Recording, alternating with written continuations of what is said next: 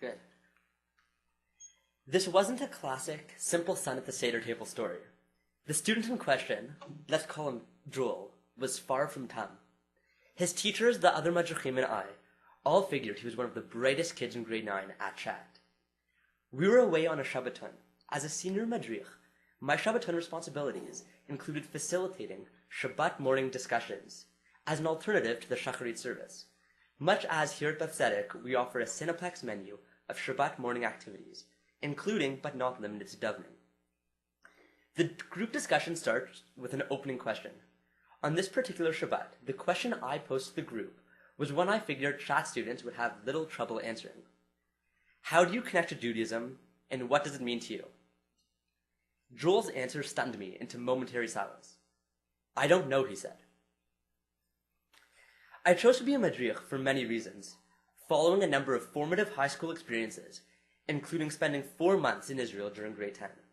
Upon my return from my trip, I wanted to get involved. I am particularly interested in hearing how my younger peers perceive their Jewish identities. I wonder what role Jewish culture, Jewish ritual, and Israel currently play in their lives, and what place an active Jewish identity might play in their personal visions for the future.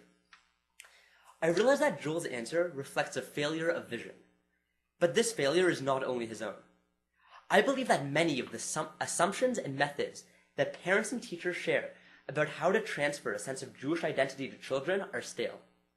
It's become clear for me that for us all to realize the prophecy of the prophet Joel, your youth shall see visions, we will need a fresh new prescription, a new lens through which we can view our Jewish past, understand our Jewish present, and envision a Jewish future.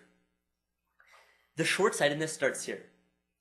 We tell Jewish youth today, explicitly or implicitly, that the world's a dangerous place, especially for the Jews.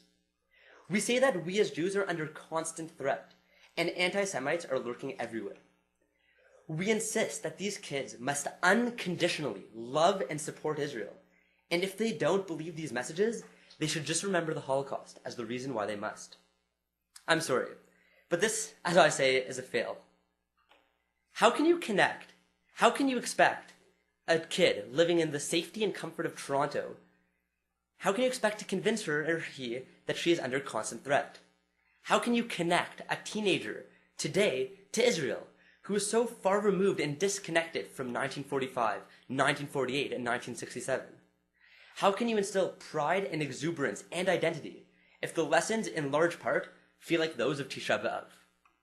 Yes, a good Jewish education is a good place to start. But remember Joel, the grade 9 student at Chat? His parents are dropping over $20,000 a year for one of the best Jewish educations you can get. And that doesn't seem to be enough. The celebrated 20th century Jewish historian Salo Baron of Columbia University identified the tendency of Jews to stress the negative and tragic aspects of our history. In 1928, before the rise of the Nazis and the horrors of the Holocaust, he published an article entitled Ghetto and Emancipation. Shall we revise the traditional view? His essay challenged head-on some of the assumptions of his predecessors. He argued that the history of the Jews was not a history of suffering and scholarship. In fact, Baron insisted that the mere notion that the Jews were persecuted more than any other group throughout history was simply wrong. He rejected what he termed the lachrymose theory of Jewish history, lachrymose as in tearful and sad. Baron's idea helped Jews to understand themselves in terms of their creative output, their adaptability, and their accomplishments, and not only through the lens of Jewish suffering. Yes, suffering is part of the destiny of the Jews, Professor Baron said, but so is repeated joy as well as ultimate redemption. Even after the horrors of the Holocaust, Rabbi Dr. Ismar Shorsh, historian and former chancellor of the Jewish Theological Seminary, wrote that the history of the Jews as victim threatened to dominate Jewish consciousness, diminishing the totality of Jewish history. Now, this makes sense to me. In no way am I saying that we should ignore Iran, be silent about the Holocaust, or that we should stop being vigilant about security.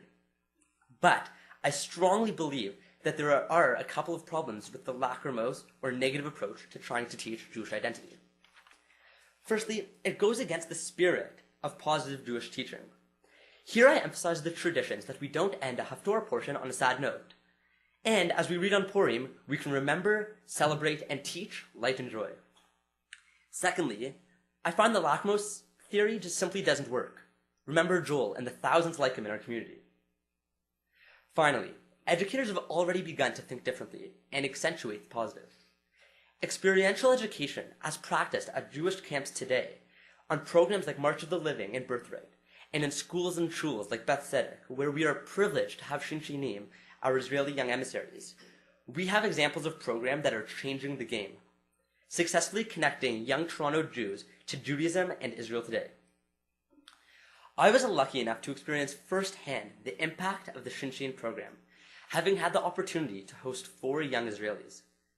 This experience has given me a special connection to Israel, a connection that is stronger and more personal than that any formal education could have given me. The connections and friendships I forged meant that when I went to Israel in grade 10, it was as if I was going home. To connect, I think it's important to start with joy. To teach Israel today, it's as crucial to visit the clubs and galleries of Tel Aviv as it is to see the Dead Sea Scrolls or visit Yad Vashem. I believe it's time to re-envision the lessons we teach and to reconsider the stories we tell. It's time to reimagine how best to create a joyful, meaningful, and relevant sense of identity, and to build a connection to the Jewish people, our traditions and history, and to the state of Israel. I believe that we all together, young and old, can see the answer. In order for today's Jewish youth to envision themselves engaged with Jewish futures, we all must embrace a renewed vision, one that does not emphasize lachrymosity, one that celebrates our creativity and our tenacity, and our hopeful world review. We must reconsider how we teach, what we stress, and with what narrative we choose to begin our stories. The well-quoted line from Joel that is the topic of this contest is part of the longer prophetic vision.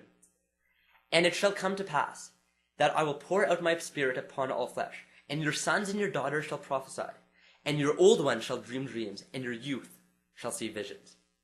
The older generation must dream this dream in order for today's youth to have the vision. The responsibility rests on all of us, with you, old and young, to support those programs, to fund those initiatives, to bring in those resources that support a vision that starts with Jewish joy. Please embrace this vision. Such experiences have connected me to my Jewishness, and will go a long way to help kids like Joel see their future as engaged, committed Jews. Thank you.